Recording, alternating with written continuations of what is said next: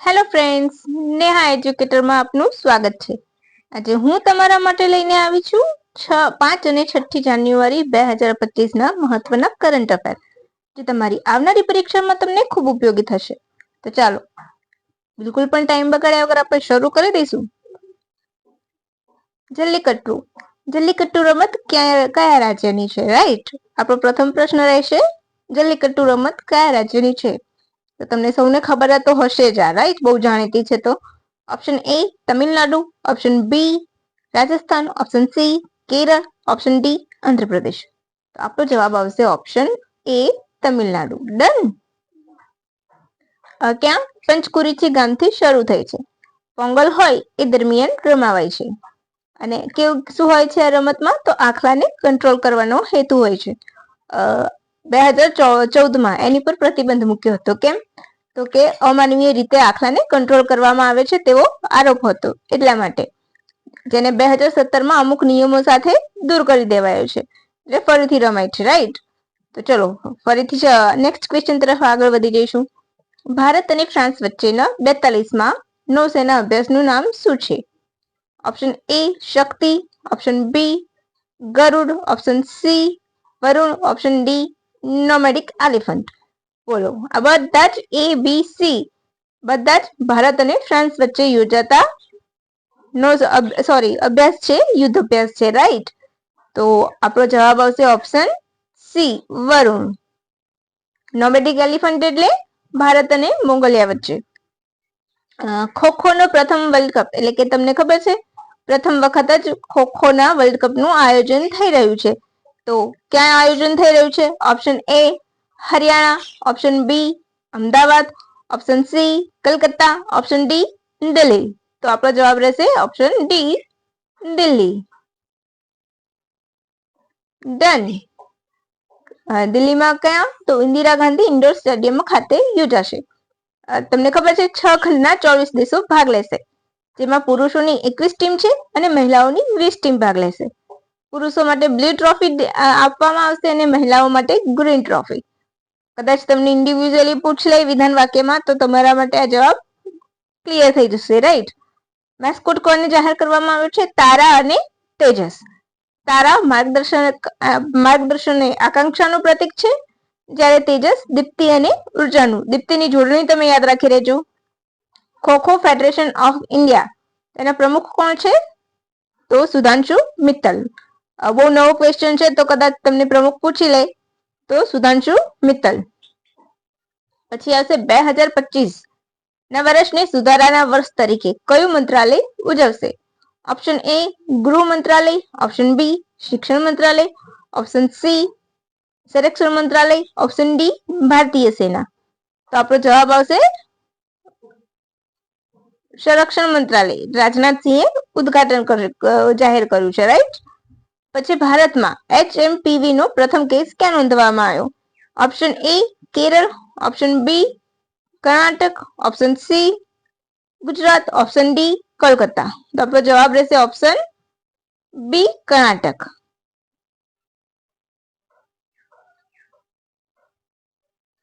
Option B Karnataka. Right.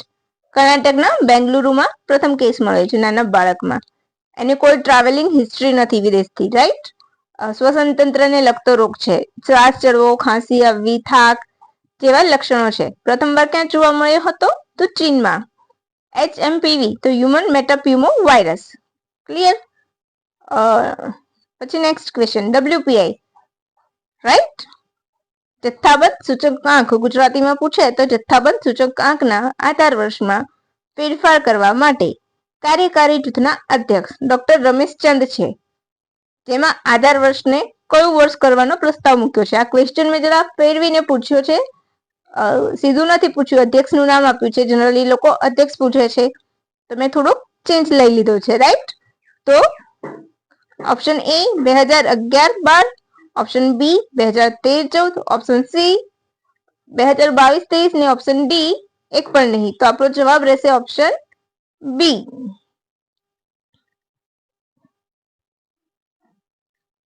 Right. આપણો જવાબ શું રહેશે? Option B. એક મિનિટ ફ્રેન્ડ્સ, મારી કંઈક ભૂલ થાય છે.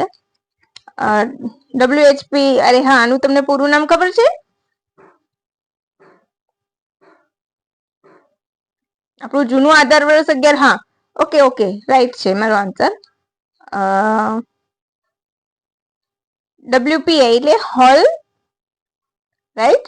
WPI પૂરું નામ હોય તો મને કમેન્ટ બોક્સમાં કમેન્ટ કરજો, મને તો ખબર જ છે, પરંતુ તમારી સાથે તમારું પણ થોડુંક મારે ચેક તો કરવું પડે ને. જથ્થાબંધ સૂચક આંક, રાઈટ? ગુજરાતીમાં ઘણી વખત ગુજરાતી પૂછીને આપણને કન્ફ્યુઝ કરે છે. તો જથ્થાબંધ સૂચક આંકમાં આધાર વર્ષ કયું કરવાનો પ્રસ્તાવ છે? તો 2022-23. જૂનું કયું હતું? તો 11 અને 12 હતું. પછી નેક્સ્ટ ક્વેશ્ચન તરફ વધીશું. पंचायत से पार्लियामेंट 2.0, पंचायत से पार्लियामेंट 2.0 નું ઉદ્ઘાટન કોણે કર્યું? તો option A Om Birla, option B Narendra Modi, option C Amit Shah, option D Rajnath Singh. હવે કન્ફ્યુઝ ના થતા હા ફ્રેન્ડ્સ, કે નરેન્દ્ર મોદી સાહેબ બધા ઉદ્ઘાટન કરે છે તો ઓપ્શન બી જશે. એવા વહેમમાં બિલકુલ ના રહેતા. આપણે માનીએ છીએ કે બધા ઉદ્ઘાટન એ કરે છે, પણ આમાં આપણો જવાબ આવશે ઓપ્શન એ ઓમ બિરલા. ઓમ બિરલા કોણ છે? તો લોકસભાના અધ્યક્ષ. ક્લિયર? લોકસભાના અધ્યક્ષ એટલે ઓમ બિરલા. પંચાયત સે પાર્લામેન્ટ 2.0 નું ઉદ્ઘાટન કર્યું.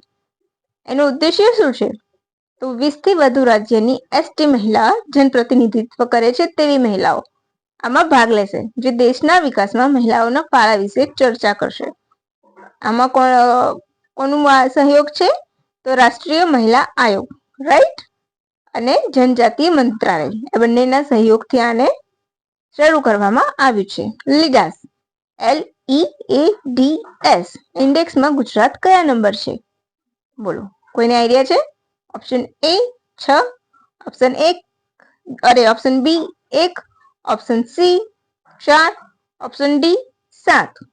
બોલો. ઘણી વખત આપણને આવા ઇન્ડેક્સ પૂછાય છે, STA ની એક્ઝામમાં પૂછાયેલા છે, રાઈટ? તો આમાં જવાબ આવશે આપણો ઓપ્શન 1, ઓપ્શન બી 1, એટલે કે પહેલા નંબરે છે. કયા નંબરે છે ગુજરાત? ઓપ્શન બી પહેલા નંબરે. સતત 6 વર્ષથી, એટલે તમને ખબર પડી ગઈ કે આ 6થું સંસ્કરણ છે. સમજાય છે ને ફ્રેન્ડ્સ હું શું કહું છું?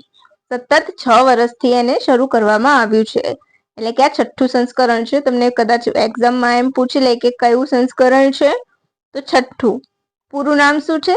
તો logistic is across different status index.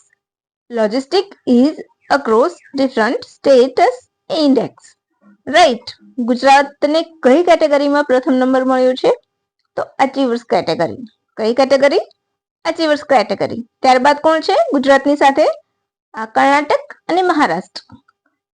આ ઇન્ડેક્સમાં ગુજરાતની સાથે કયા બે રાજ્ય છે એવું પૂછે તો કર્ણાટક અને મહારાષ્ટ્ર. કયા? 4 સ્તંભમાં માપવામાં આવે છે.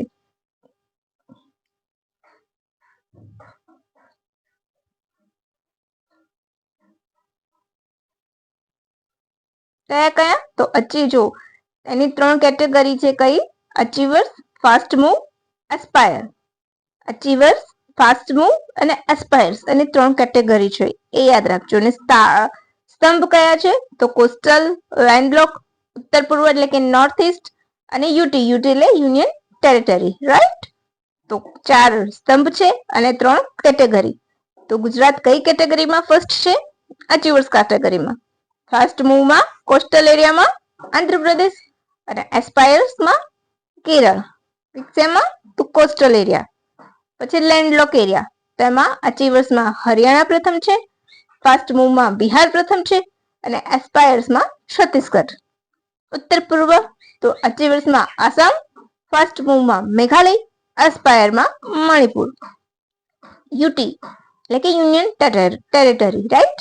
તો અચીવર્સમાં ચંદીગઢ, ફાસ્ટ મૂવમાં દીવ અને દાદરા નગર હવેલી, અને એસ્પાયર કેટેગરીમાં Andaman Nicobar.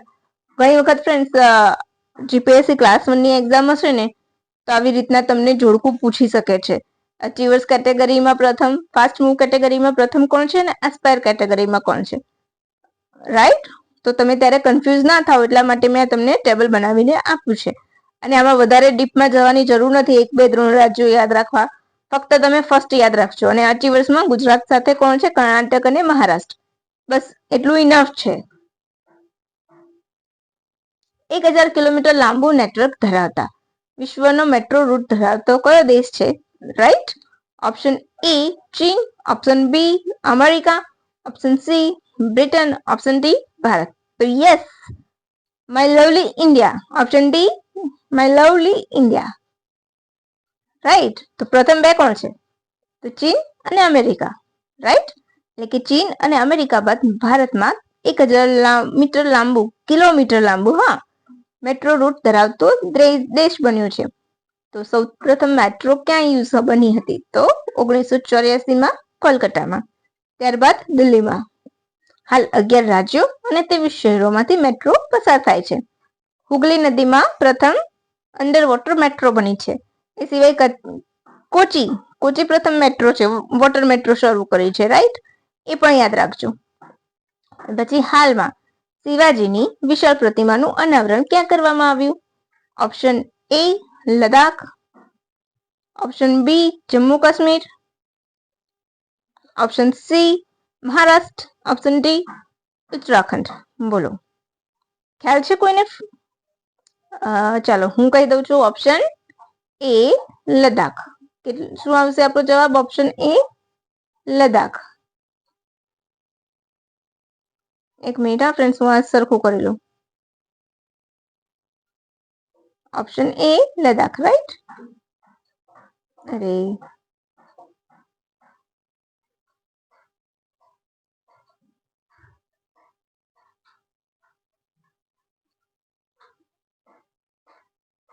Right, option A Ladakh. કેટલા મીટર ઊંચી છે? કદાચ એ ફૂટમાં પૂછી લે તમને તો ઊંધો ક્વેશ્ચન, રિવર્સ ક્વેશ્ચન પૂછે કે શિવાજીની પ્રતિમાનું અનાવરણ લદ્દાખમાં કરવામાં આવ્યું, તેની ઊંચાઈ શું છે? તો 14,300 ફૂટ ઊંચી છે. ક્લિયર? કોણે ઉદ્ઘાટન કર્યું છે? તો લેફ્ટનન્ટ જનરલ હિતેશ ભલ્લાના હસ્તે. પછી નેક્સ્ટ ક્વેશ્ચન. બસ, તો આજે આટલા જ છે આજ માટે 10 ક્વેશ્ચન. ક્લિયર? અચ્છા, તો હું તમને આજે જાણવા જેવી માહિતી, એમાં હું એક મસ્ત મજાની માહિતી આપી દઈશ. અચ્છા, તમને ખ્યાલ છે 15 જાન્યુઆરીએ આપણે પ્રવાસન ભારતીય દિવસ ક્યાં ઉજવાશે? જ્યારે આવશે ત્યારે હું તમને ડિટેલિંગ તો આપી જ દઈશ, પરંતુ એ ઉજવાશે ભુવનેશ્વરમાં. ભુવનેશ્વર કયા રાજ્યની રાજધાની છે એ મને કમેન્ટ કરી દેજો. ક્લિયર? પછી ભાગ 15 આપણા જાણવા જેવુંમાં છે. બરાબર? બંધારણનો ભાગ 15 તેના માટે છે? ચૂંટણી માટે. તો એમાં જે ચિત્ર આપ્યું છે એમાં કોના વિશે ચિત્રનું છે માહિતી ખબર છે તમને? નથી કયા ખબર? તો ગુરુ ગોવિંદસિંહની ચિત્ર આપેલું છે. બરાબર? અને શીખ ગુરુ હતા. કયા ગુરુ હતા? શીખ ગુરુ હતા. કયા નંબરના? 10મા નંબરના. ગુરુ ગોવિંદસિંહનું ચિત્ર છે. શેમાં? તો ભાગ 15માં ચૂંટણી અંગે જે માહિતી આપેલી છે એની અંદર. પછી એના સિવાય તો શિવાજી મહારાજ. આ શિવાજીનું આવ્યું છે એટલે મને યાદ આવી ગયું, એટલે હું તમને જાણવા જેવામાં માહિતી આપી દઉં છું. અને આ માહિતી અને પ્રસારણ ખાતું જે છે પીઆઈ, આપણે એનું ઇન્ફોર્મેશન ટેકનોલોજી મીટીનું એમાં આપેલી છે ટ્વિટર ઉપર. એના ઉપરથી મેં તમને આ માહિતી આપી છે. તો ભાગ 15માં જે ચૂંટણી અંગે છે એમાં શિવાજી મહારાજ અને ગુરુ ગોવિંદસિંહનું ચિત્રાંકન આપેલું છે. એમાં હસ્તાક્ષર કોના છે? તો કૃપાલસિંહ શેખાવતના. બરાબર? તો આજ માટે ફક્ત આપણે આટલું જ રાખીશું. હું તમને એમ જ કહીશ ફ્રેન્ડ્સ કે મને બીજાની જેમ લાંબુ લેક્ચર આપવાની ટેવ નથી, એટલે કદાચ મારા લેક્ચર પણ શોર્ટ આવશે, પરંતુ ટુ ધ પોઈન્ટ હશે. એમાં તમારે વધારે કોઈ માથાકૂટ નહીં હોય. અને બે દિવસે જ હું લઈને આવીશ જે એકદમ અગત્યના પોઈન્ટ હશે. હા, ક્યારેક કદાચ મે બી કે ઇન્ફોર્મેશન એવી હશે તો લાંબી થઈ જશે લેક્ચર, પણ એ સિવાય હું તમને શોર્ટ અને સ્વીટ માહિતી જ આપીશ. મને એવું ગમે છે કે દરેકને જ્યારે પણ આપો ને તો શોર્ટ અને સ્વીટ આપો. લાંબા લેક્ચરની કોઈને જરૂર જ નથી હોતી. મોટિવેશનની પણ એક્ઝામ સેન્ટરમાં હું પણ બેઠેલી છું, એટલે મને પણ ખબર છે કે ત્યાં પ્રેશર કેવું હોય છે. જે બીજા બધા કહે છે ને કે બધું થઈ શકે, બધું નથી થતું. એ ટાઈમનું પ્રેશર ફક્ત સ્ટુડન્ટ જ જાણતો હોય છે, હે ને? એટલા માટે હું તમને કોઈ જ લેક્ચર નહીં આપું. તો તમને મારું ગમતું હોય ચેનલ તો પ્લીઝ લાઈક, શેર, સબસ્ક્રાઈબ જરૂરથી કરજો અને તમારા મિત્રો સુધી પહોંચાડજો, જેથી કરીને એમને પણ આવી મસ્ત મજાની માહિતી શોર્ટ એન્ડ સ્વીટ વાળી મળતી રહે, હે ને? અને નીચે મેં મારું ટ્વિટર આઈડી આપેલું છે, તો તમે ત્યાં જઈને મને ફોલો કરી શકો છો. ડિસ્ક્રિપ્શન બોક્સમાં મારું ટ્વિટર આઈડી પણ મળી રહેશે અને આની પીડીએફ પણ મળી જશે તમને. તો પ્લીઝ ફ્રેન્ડ્સ, ફરીથી લાઈક, શેર, સબસ્ક્રાઇબ જરૂરથી કરજો. And thank you for watching my video. By friends.